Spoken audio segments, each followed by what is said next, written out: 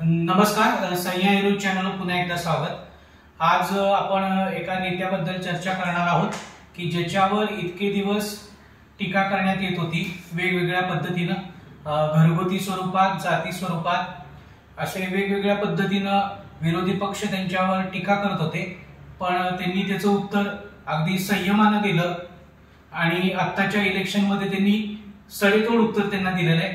अशा या नेत्याबद्दल आज आपण चर्चा करणार आहोत, ते म्हणजे देवेंद्र फडणवीस। तर मला असं विचारायचं होतं की एकंदरीत आत्ताच्या इलेक्शन मध्ये देवेंद्र फडणवीस यांची मुख्य भूमिका काय होती? महाराष्ट्राच्या राजकारणामध्ये 2013 पासूनच देवेंद्र फडणवीस हे मुख्य भूमिकेत आलेले आहे। 2013 ते आज 2024 जवळपास 11 वर्ष देवेंद्र फडणवीस मुख्य भूमिकेत राहिलेले आहेत। काही काळ मधला असं वाटत होता की देवेंद्र फडणवीस हे मुख्य भूमिकेत नाही, पण देवेंद्र फडणवीसांनी एक भाषण केलं होतं की मेरा पानी उतरता देख, किनारे पे घर मत बसा लेना, मैं समुंदर हूँ वापिस लौट के आऊंगा। तर राजकारणात आपण बोलतो तसंच वागतो का, हा असंख्य वेळा अनेक नेत्यांना विचारला जाणारा प्रश्न आहे। पण देवेंद्र फडणवीस हे एकमेव नेते आहेत की जे बोलतात जसं तसंच वागतात। आणि काही डायलॉगबाजी त्यांनी केलेली असेल तर ती सुद्धा त्यातली काही डायलॉगबाजी त्यांनी सिद्ध करून दाखवली, खरी करून दाखवली। एकनाथ शिंदेना ज्यावेळेस मुख्यमंत्री महाराष्ट्राचं केलं त्यावेळेस सगळ्या महाराष्ट्राला असं वाटत होतं की देवेंद्र फडणवीस स्वतः मुख्यमंत्री होतील आणि देवेंद्र फडणवीस यांनी महाराष्ट्राला धक्का दिला आणि त्यांनी स्वतः एकनाथ शिंदेचं नाव जाहीर केलं। आता ज्या काही निवडणुका झाल्या त्या निवडणुकांमध्ये सुद्धा देवेंद्र फडणवीस हे मुख्य भूमिकेत होते।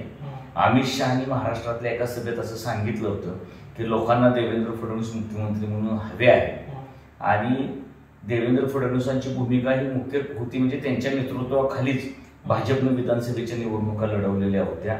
एकनाथ शिंदे मुख्यमंत्री म्हणून महायुतीचे प्रमुख होते, पण भाजपचे प्रमुख देवेंद्र फडणवीस होते आणि सलग 3 निवडणुका महाराष्ट्राच्या राजकारणात देवेंद्र फडणवीसांच्या नेतृत्वाखाली झालेल्या आहेत।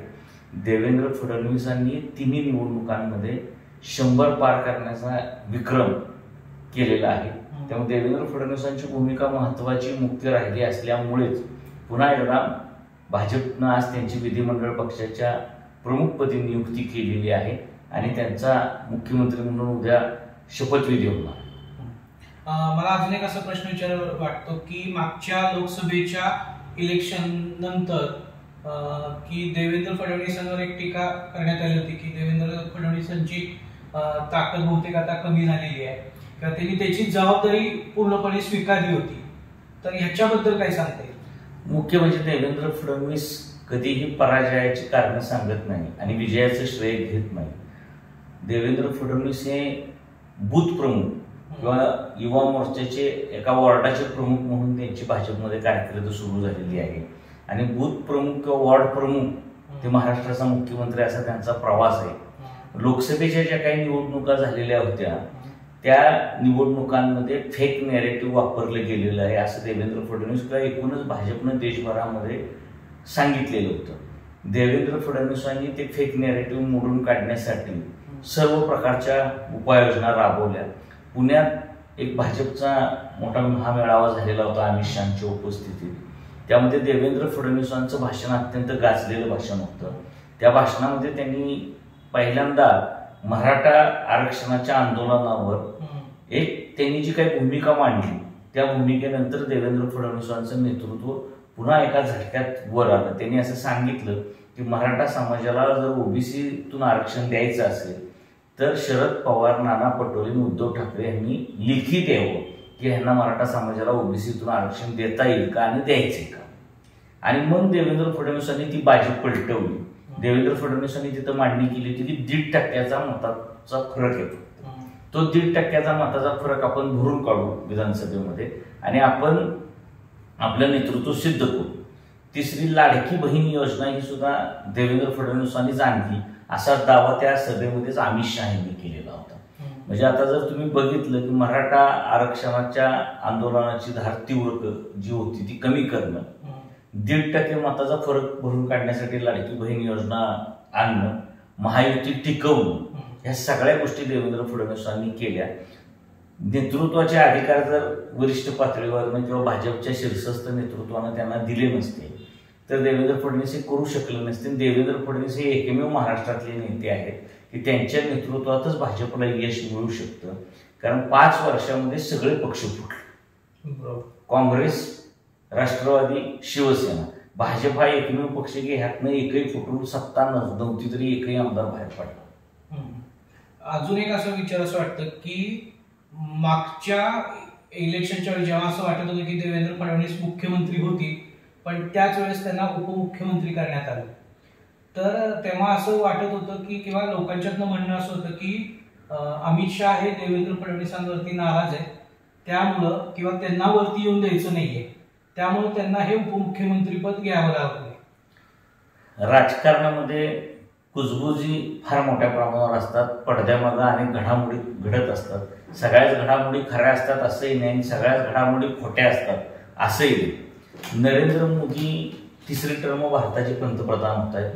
नरेंद्र मोदी हे लवकरच 75 वर्षात वयाच्या पदार्पण करतील. नरेंद्र मोदींनंतर कोण ह्या प्रश्नाचं उत्तर भाजप किंवा राष्ट्रीय स्वयंसेवक संघ नेहमी शोधत असतो. म्हणजे भाजपची कार्यशैली अशी आहे की पुढच्या 25-50 वर्षाचा रोडमॅप त्यांचा तयार असतो.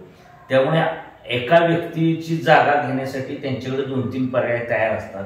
त्यामध्ये आता जी काही 2 पर्याय तयार आहेत त्यामध्ये योगी आदित्यनाथ आणि देवेंद्र फडणवीस हे 2 पर्याय तयार आहेत. त्याशिवाय अमित शहा नावाचे 3रे मुख्य पर्याय हे केंद्रामध्ये कार्यरत आहे. अमित शहा आणि नरेंद्र मोदी ही जोडी आहे जी गुजरातपासून दिल्लीपर्यंत एकत्र राहिलेली आहे. नरेंद्र मोदींना घडवण्यामध्ये अमित शहाचा मोठा वाटा राहिलेला आहे.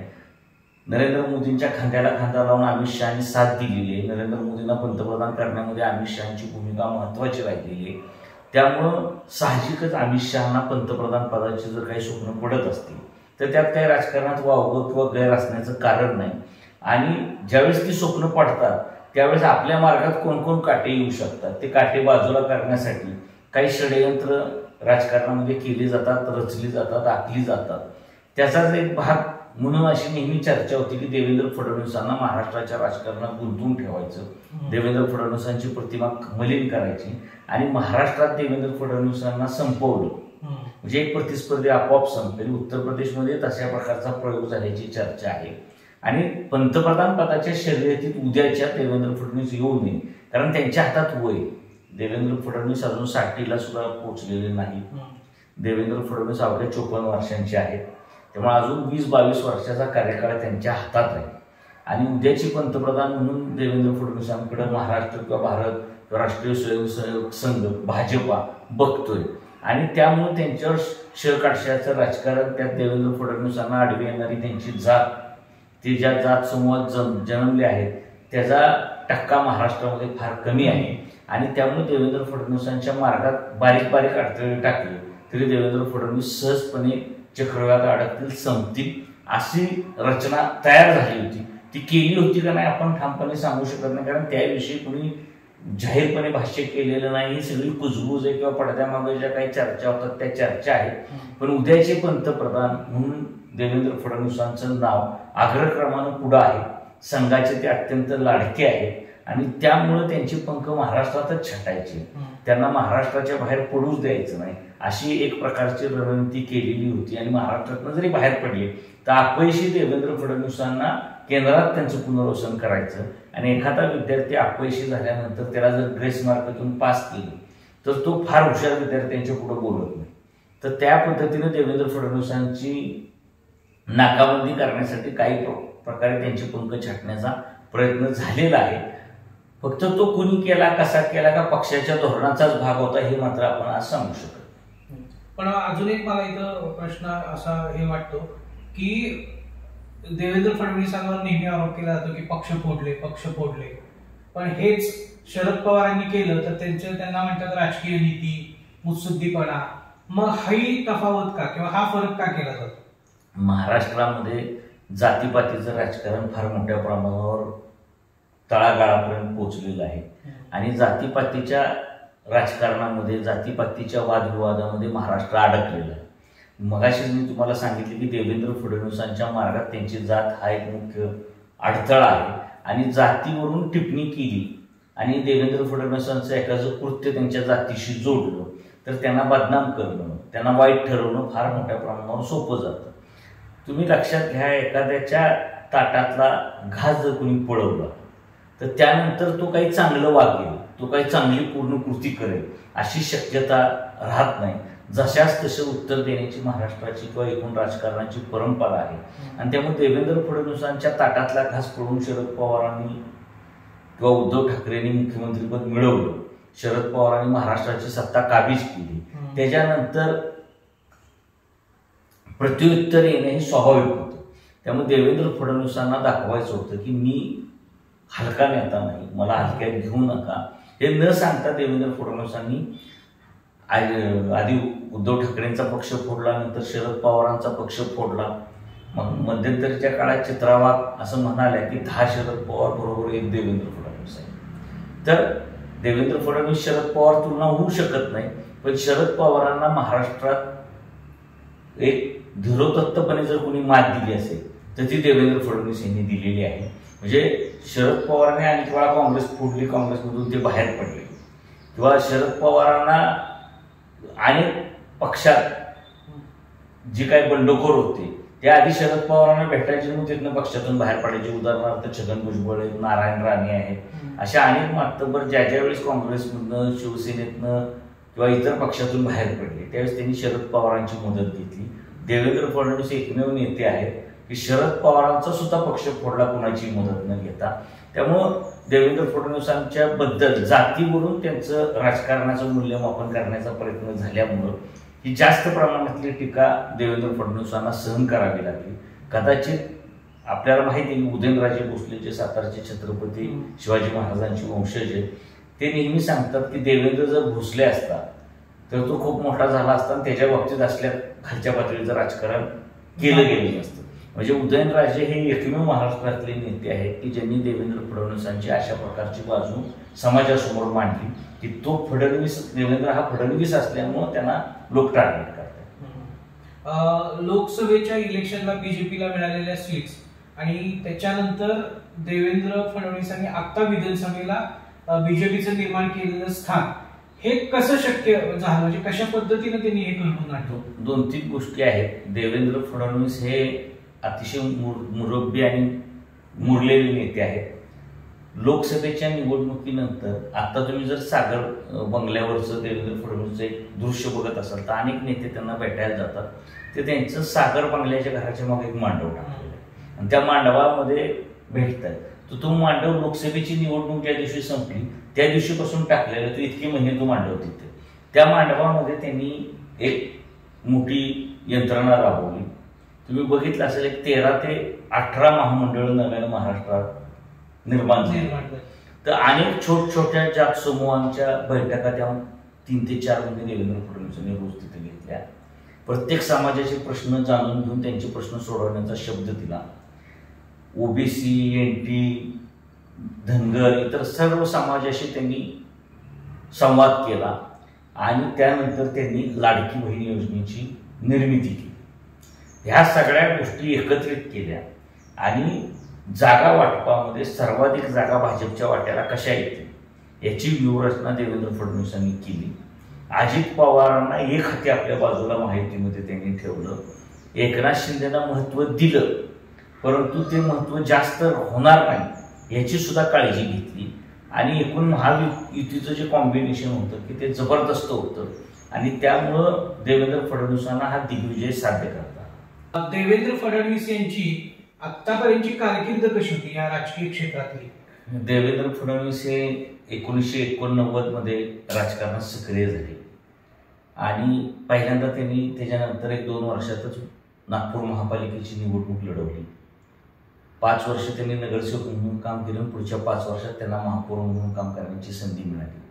त्यानंतर 1999 साली त्यांनी विधानसभेची निवडणूक पहिल्यांदा लढवली आणि पक्षाच्या वेगवेगळ्या पदांवर त्यांनी भारतीय जनता पार्टी, युवा मोर्चाचं, महाराष्ट्राचं उपाध्यक्षपद, राष्ट्रीय उपाध्यक्षपद अशी पदं भूषवत महाराष्ट्राचे सरचिटणीस आणि 2013 साली देवेंद्र फडणवीस हे महाराष्ट्राचे प्रदेशाध्यक्ष.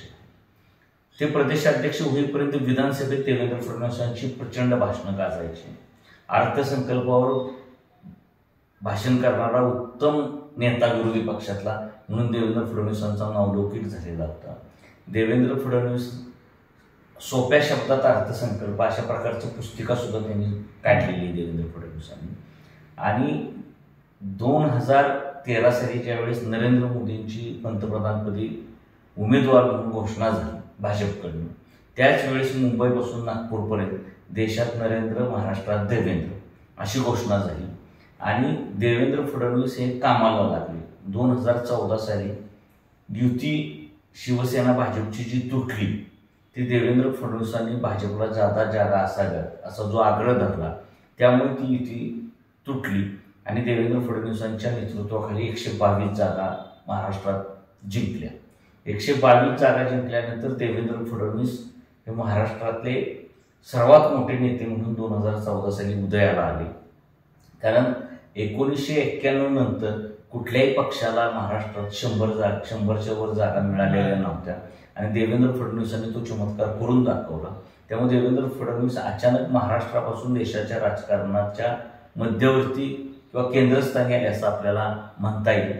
देवेंद्र फडणवीसांना मुख्यमंत्री केल्यानंतर त्यांची कारकीर्द इतकी उजवी ठरली. 2014 ते 19 त्यांनी मराठा समाजाला आरक्षण मिळवून दिलं. त्यांनी वेगवेगळ्या समाज घटकांना न्याय देण्याचा प्रयत्न केला. अण्णासाहेब पाटील महामंडळ सारख्या योजना मराठा समाजासाठी त्यांनी राबवल्या. अनेक मेडिकल कॉलेजला जिल्हा पातळीवर मंजुऱ्या मिळवून देण्याचं काम देवेंद्र फडणवीसांनी केलं.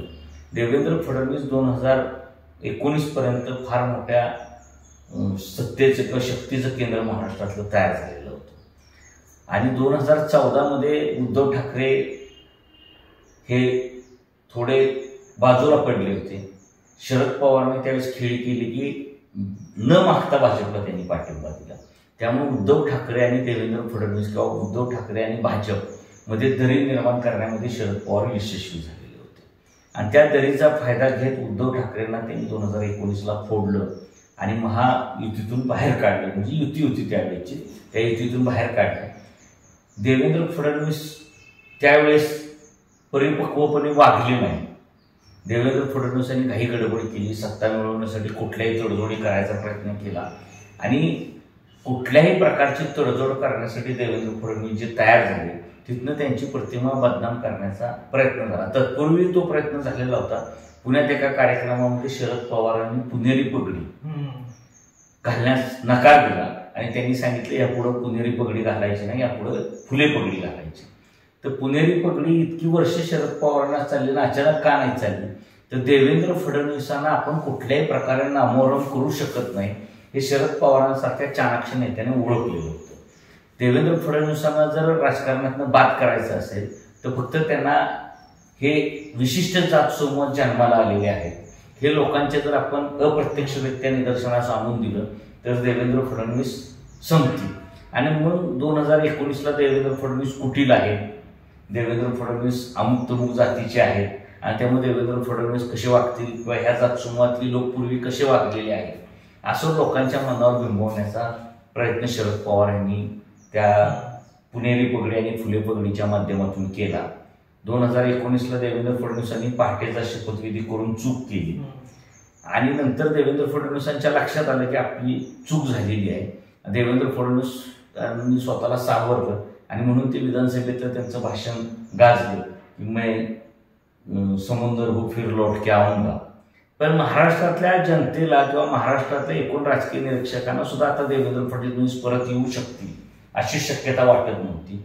आणि अचानक 2-2.5 वर्षापूर्वी धक्कादायकरित्या एकनाथ शिंदे 40 आमदार घेऊन सुरतला गेले, तिथनं गुवाहाटीला गेले, तिथनं गोव्याला आले आणि तिथून ते मुंबईला दाखल झाले.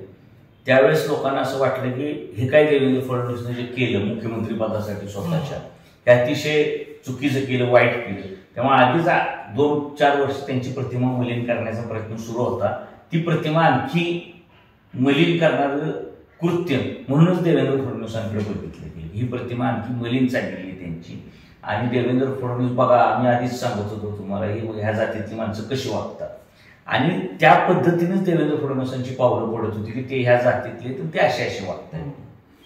त्यामुळे देवेंद्र फडणवीसांची प्रतिमा 2014 साली जी नायक म्हणून उदयाला आलेली होती ती 2019 ते 2022 पर्यंत ती खलनायकामध्ये बदलली गेली. म्हणजे महाराष्ट्रातला सगळ्यात मोठा खलनायक राजकारणातला कोण तर तो देवेंद्र फडणवीस आहे अशा प्रकारची त्यांची प्रतिमा रंगवली गेलेली होती आणि तशा प्रकारचं वातावरण त्यांच्याबद्दल तयार झालेलं होतं. 2019 मध्ये देवेंद्र फडणवीसांनी मुख्यमंत्रीपद नाकारलं आणि एकनाथ शिंदे मुख्यमंत्री होतील अशी घोषणा केली. या सरकारमध्ये मी असणार नाही असंही त्यांनी जाहीर केलं. देवेंद्र फडणवीसांना नाईलाजानं उपमुख्यमंत्रीपद घ्यावं लागलं सगळ्या महाराष्ट्रानं वार्तानं बघितलं. पण देवेंद्र फडणवीसांनी ती आपल्याबद्दल जी काही विशिष्ट प्रचार चालू आहे त्याला मात देण्यासाठी मुख्यमंत्री पदावर पाणी सोडलं आणि ते मुख्यमंत्री पदावर पाणी सोडून सरकारच्या बाहेर राहण्याची सुद्धा भूमिका त्यांनी घेतली. परंतु पक्षाला लक्षात आलं की देवेंद्र फडणवीस जर सरकारमध्ये नसतील तर एकनाथ शिंदे अख्खा महाराष्ट्र व्यापून टाकतील, भाजपला पुन्हा उभारी घेणं सुद्धा सहज शक्य होणार नाही आणि त्यामुळं देवेंद्र फडणवीस ही भाजपची गरज झालेली होती आणि ते ओळखून त्यांना सरकारमध्ये पाठवण्यात आलं.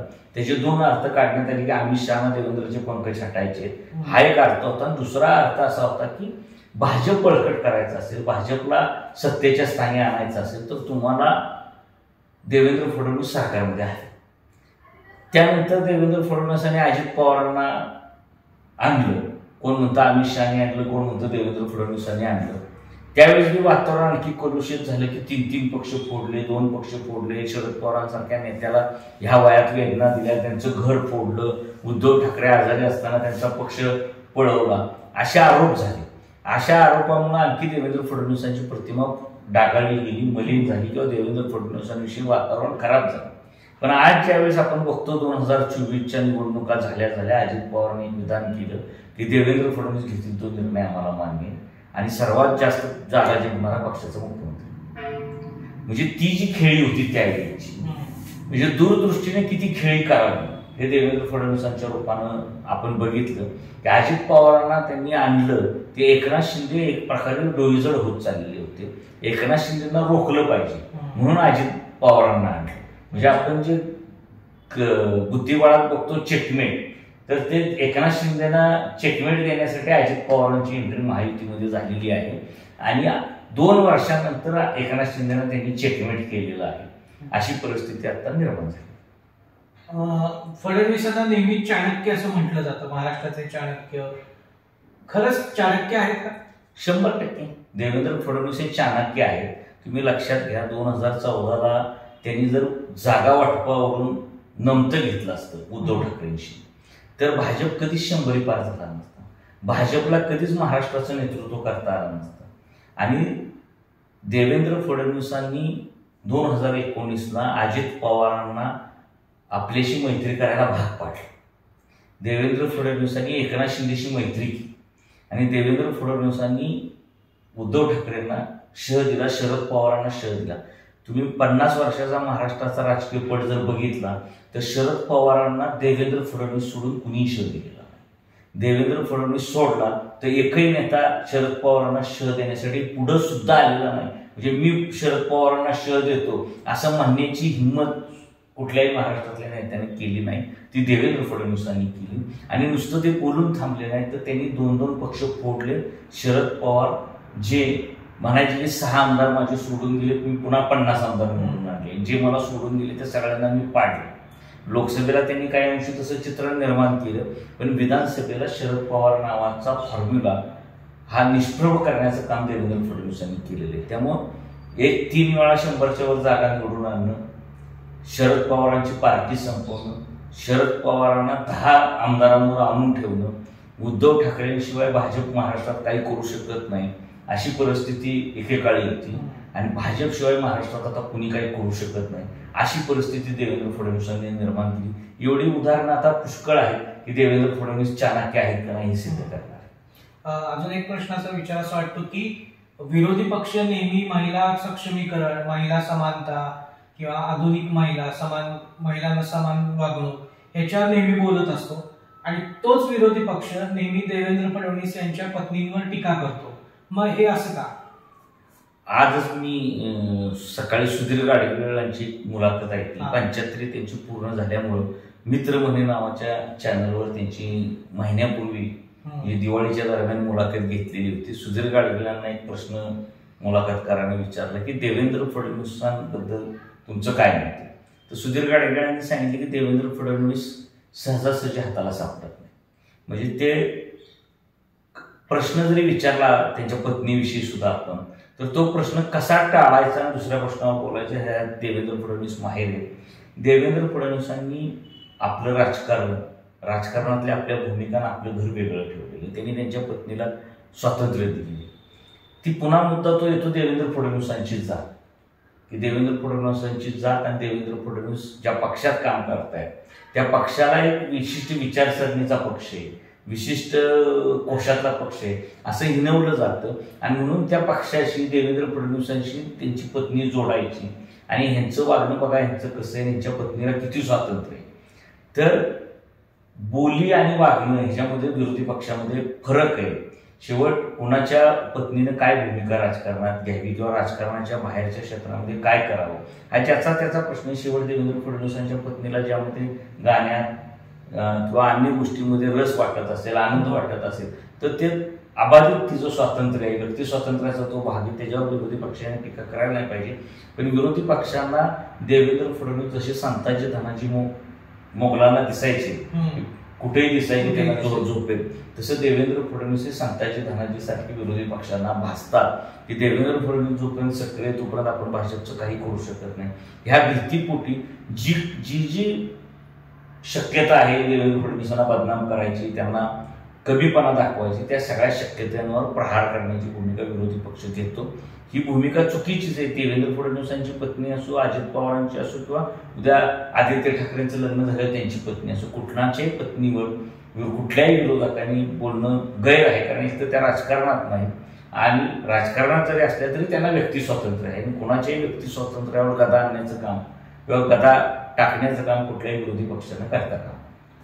अजून एक मला प्रश्न इथं विचार वाटतो की पंतप्रधानांचा मगाशी मुद्दा झाला आपला की बीजेपी पक्षात म्हणजे भारतीय जनता पार्टीमध्ये महाराष्ट्राला पंतप्रधान पदासाठी थोडंसं अंतर्गत डावललं जातं का अंतर्गत लोकांकडून?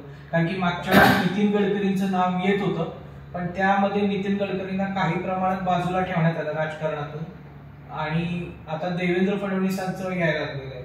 मग असं काही होऊ शकतं का? नाही, मूळ काय आहे तुम्ही लक्षात घ्या, राजकारणात नेत्यांमध्ये व्यक्तींमध्ये तुलना होऊ शकत नाही. नितीन गडकरी महाराष्ट्रातले बडे नेते आहेत, मोठे नेते आहेत, ह्यामध्ये वाद नाही. महाराष्ट्राला डावललं जातं अनेक विषयांमध्ये, अनेक भूमिकांमध्ये, पण पंतप्रधान पदाला महाराष्ट्राला डावललंय असं म्हणता येत नाही. कारण महाराष्ट्रात पंतप्रधान पदाच्या योग्यतेचे यशवंतराव चव्हाण, शरद पवार, नितीन गडकरी आणि देवेंद्र फडणवीस हे 4च नेते मला महाराष्ट्रात दिसतात की जे पंतप्रधान पदाच्या योग्यतेचे आहेत. यशवंतराव चव्हाणांनी आलेली संधी घालवली स्वतःच्या हाताने असं शरद पवारांनी अनेक मुलाखतींमध्ये सांगितले आणि शरद पवारांनी स्वतःच्या आत्मचरित्रामध्ये सुद्धा ते लिहिलेलं आहे की यशवंतराव चव्हाणांना आलेली संधी त्यांनी घालवली. मी त्यांना स्वतः असं म्हटलं, म्हणजे शरद पवार असं म्हणतायत त्यांच्या पुस्तकामध्ये की मी यशवंतराव चव्हाणांना असं म्हणलं की मी जर तुमच्या जागी असतो तर आधी शपथ घेतली असते, मग इंदिरा गांधींना फोन केला असता. ते यशवंतरावांना शपथीचं निमंत्रण राष्ट्रपतींकडून आल्यानंतर त्यांनी इंदिरा गांधींची परवानगी मागितली. तो विषय कधीतरी आपण बोलू की तो नेमका काय विषय झालेला होता. तर यशवंतराव चव्हाणांना पंतप्रधान पदानं हुलकावणी दिली. कदाचित ते फार प्रामाणिक होते, फार निष्ठावान होते, कुणाला फसवावं, कुणाच्या पाठीत खंजीर खुपसावा अशी भूमिका यशवंतराव चव्हाणांनी त्यांच्या आयुष्यामध्ये कधीच घेतली नाही आणि फार चांगुलपणानं वागल्यामुळे कदाचित यशवंतराव चव्हाणांना पंतप्रधान पदाने हुलकावणी दिली. आणि ह्याच्या उलट शरद पवार वागले. शरद पवारांकडे कधी देशाच्या नेत्यांनी विश्वासार्हता म्हणून बघितली आणि शरद पवारांकडे विश्वासार्हता नव्हती देशाच्या राजकारणातली. शरद पवारांना उद्या काँग्रेसचं प्रमुख केलं किंवा पंतप्रधान केलं तर अख्खा पक्ष शरद पवार गिळंकृत करतील का काय अशी भीती देश पातळीवरच्या सगळ्या नेत्यांमध्ये होती. त्यामुळे तुम्ही बघितलं असेल तर शरद पवारांना काँग्रेस अध्यक्षपदाच्या निवडणुकीत सुद्धा पराभवाला सामोरं जावं आणि अतिशय अल्प मतं शरद पवारांना पडलेली होती. त्यामुळं यशवंतराव चव्हाण चांगुलपणानं त्यांनी पंतप्रधान पदाची संधी घालवली. शरद पवारांच्या पाठीमागं खंजीर खुपसणे, विश्वासघात करणे ही विरोध लागल्यामुळे शरद पवारांना ती संधी आली नाही. नितीन गडकरी राष्ट्रीय अध्यक्ष झाले, संघाचे लाडके होते नितीन गडकरी. पण नितीन गडकरींचा जो चेहरा होता त्यावेळेस 2014 साली तो देशव्यापी चेहरा होता. म्हणजे नितीन गडकरींच्या हाती संपूर्ण भारत द्यावा असं वातावरण निर्मिती करण्यामध्ये नितीन गडकरींना यश आलं नाही. म्हणजे ते पक्षाचे अध्यक्ष झाले तरी सुद्धा देश पातळीवर जो काही प्रभाव निर्माण करावा लागतो. म्हणजे आज तुम्ही बघा, भाजपच्या नावावर कमी आणि मोदीच्या नावावर जास्त मतं, तशी गडकरींच्या नावावर त्यावेळेस मतं मिळतील अशी परिस्थिती नव्हती. गडकरींनी महाराष्ट्रात खूप चांगलं काम केलं होतं. आजही देश पातळीवर गडकरींचं काम हे वाखाणण्यासारखं आहे. गडकरींनी एवढं प्रभावी काम कुठल्याही देशातल्या मंत्र्याला करता आलेलं नाही. तरी पंतप्रधान पदाच्या शर्यतीला लागणारे सगळे गुण गडकरींना पक्षाला दिसले नसावे. कारण गडकरी मुत्सदी नाही, गडकरी सरळ आहेत, स्पष्ट वक्ते आहेत, खरं बोलण्याकडे त्यांचा कल आहे. आणि राजकारणात खरं बोलणं हा चांगला गुण मानला जात नाही. राजकारणात इतकं खरं बोलू नये की तुमची भीती तुमच्या पक्षाला, तुमच्या संघटनेला वाटावी. पण नितीन गडकरी नेहमी खरं बोलतात, वस्तुस्थिती मांडतात. नितीन गडकरींना चाहते सुद्धा मोठ्या प्रमाणावर आहेत. आता सुद्धा नितीन गडकरींच्या नेतृत्वाखाली महाराष्ट्राच्या निवडणुका लढवल्या जाव्यात असा प्रस्ताव आलेला होता. पण त्या प्रस्तावावर विचार झाला नाही. तर गडकरी मुत्सदी नाही, सरळ चालणारं व्यक्तिमत्व असल्यामुळे गडकरींचं नाव त्या स्पर्धेतनं मागं पडलं. आणि मोदींनी जो काही प्रभाव निर्माण केला त्यात 10-12 वर्ष निघून गेली. पुढची 5 वर्ष सुद्धा मोदींच्या प्रभावाखाली जातील. कदाचित त्याच्या पुढची 5 वर्ष सुद्धा जाऊ शकतात, काय सांगता येत नाही आता. त्यामुळे गडकरी सुद्धा त्या स्पर्धेतून बाहेर पडले. त्याच्यानंतर तुम्ही बघितलं असेल तर महाराष्ट्रात जे काय महाराष्ट्रातनं जे नेते देश पातळीवर पोहोचले त्यांनी कधी कुणी पंतप्रधान पद मिळवण्याचा प्रयत्न केला नाही.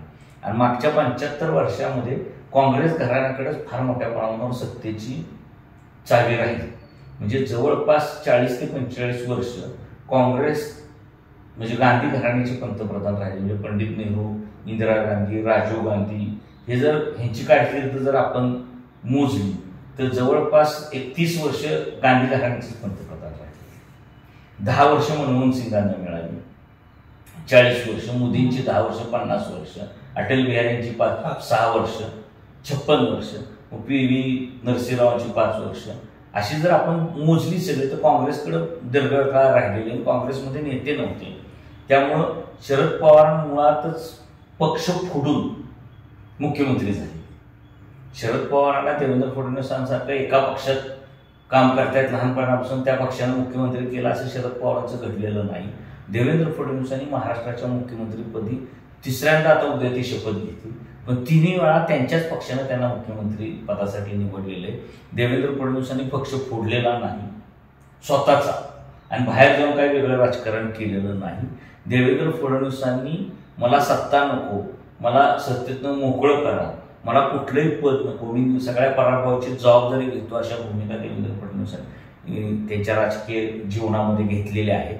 आणि देवेंद्र फडणवीस हे आत्ताच्या घडीला हे महाराष्ट्रातले एकमेव नेते आहेत की जे पंतप्रधान पदाच्या शर्यतीत पोहोचलेले आहेत. आणि देवेंद्र फडणवीस सोडून लवकर कोणी भारताच्या पंतप्रधान पदाच्या शर्यतीत जाईल असं मला तरी महाराष्ट्रातलं कुठलं नेतृत्व सध्या तरी दिसत नाही. त्यामुळे देवेंद्र फडणवीसना डावललं जाईल असं भविष्यात वाटत नाही. पण मोदी केव्हा थांबतील हे आपल्याला माहिती नाही. पण देवेंद्र फडणवीसांचं वय त्यांच्या हातात आहे. म्हणजे उद्या जरी मोदी अजून एक 10 वर्षांनी थांबले तर देवेंद्र फडणवीस 64 वर्षांचे असतील. म्हणजे तिथनं पुढे 10-12 वर्ष आणखी त्यांच्या हातात असतील. आणि महाराष्ट्राचा पंतप्रधान झालेला आपल्या पिढीला बघायला मिळेल अशी मला खात्री वाटते. कारण ज्या प्रकारे महाराष्ट्राची सत्ता देवेंद्र फडणवीसांनी पुढं आता तिसऱ्यांदा मिळवलेली आहे आणि देवेंद्र फडणवीस ज्या परिपक्वतेनं आता वागलेले, आत्ताचं जे काही राजकारण त्यांनी हाताळलेले, त्यामुळे देवेंद्र फडणवीसांना भविष्यात पंतप्रधान होण्यापासून कोणी रोखेल अशी शक्यता वाटत नाही.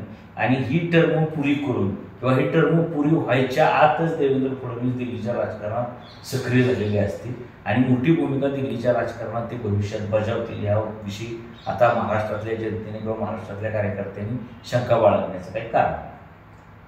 तर या भविष्यात बघूया, आता येणारा काळच ठरवेल की आपल्याला देवेंद्र फडणवीस पंतप्रधान होताना पाहायला मिळतील का. म्हणजे संपूर्ण महाराष्ट्राची इच्छा तर अशी असेलच की की आपला महाराष्ट्रातील एक नेता पंतप्रधान व्हावा।